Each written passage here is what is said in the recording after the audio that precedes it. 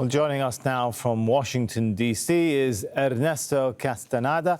He is the director of the Center for Latin American and Latino Studies at the American University. Good to have you with us. So when we hear there, the warning from the German leader saying the international rules-based order is collapsing, is it, or is what is really happening is the West or Europe is worried because that order is collapsing within the Western camp? Many in the global South would argue that they've long felt they have different rules to be applied to them, right?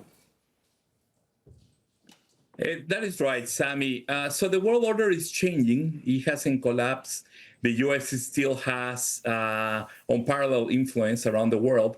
What is changing for sure is the relationship between Europe and the U.S. So that close alliance that hadn't been tested since Iraq, when there were also some tensions about what to do.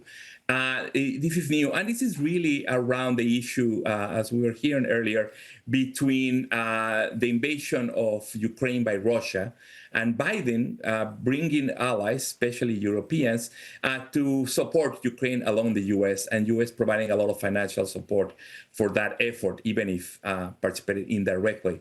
And what has happened with the arrival of Trump is not only less diplomatic language, the empty threats against Greenland, but very realistically, the decrease of support, almost 99% of decrease in the support over the war effort in Ukraine, which has forced Europe to take a bigger leadership role in the military sense, but also in the economic sense, and also the need and the pressure from Trump for many years that the Europeans should invest more of their GDP, of their economic power, into military personnel and equipment. So that's a big change. And now the presidents of France and Germany, their leaders, are saying that they're willing to take that role and be able to a larger degree to self-defend themselves without depending fully on the U.S. anymore.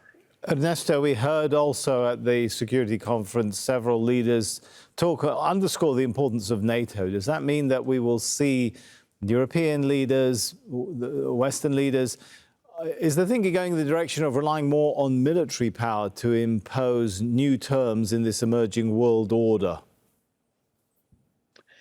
Right. The main issue between the U.S. and Europe is the role of NATO and whether the U.S. will be the main leader there. And now we're talking about really the formation of a European military alliance with more power to put Russia at bay. In terms of the world new order, there's a theory that has been circulating. Some people think pushed by Russia, that there'll be a new world order where there are three spheres of influence, one led by the U.S. in the Americas, exemplified by the intervention of the U.S. in Venezuela, and then China having control over the Pacific, maybe taking over Taiwan, but I mean, there's important powers in the region like Japan, Australia, and many others who wouldn't be looking favorably to that. And then that Russia will have an increased area of influence. But that theory, which I had never liked, and I don't think it's a very good theory or idea, is that the European Union is, as a whole, one of the largest economies in the world, the top three, and they also have a lot to say about international issues, development, and security. And I think that's what Trump was diminishing and forgetting to take into account because of the pressure and the visibility of Putin. But in this conference today, we see that the Europeans are also telling the U.S. that there's a mutual beneficiary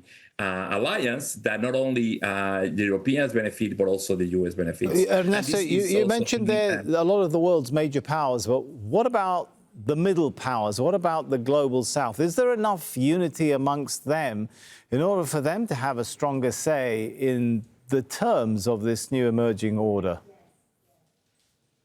That's always been an issue, indeed, with the issue of Greenland and Venezuela. Canada has taken more leadership and calling, indeed, for middle powers to do something about the international order that we have. Brazil can play a big role. India, Mexico, that have been secondary partners in international decisions. So this indeed opens an opportunity for a new realignment, but we're still, unfortunately, years ahead from middle powers and small countries to be able to have more influence on world affairs. Right now, it seems that some countries want to have might over right and have indeed a military power and influence over international law and human rights.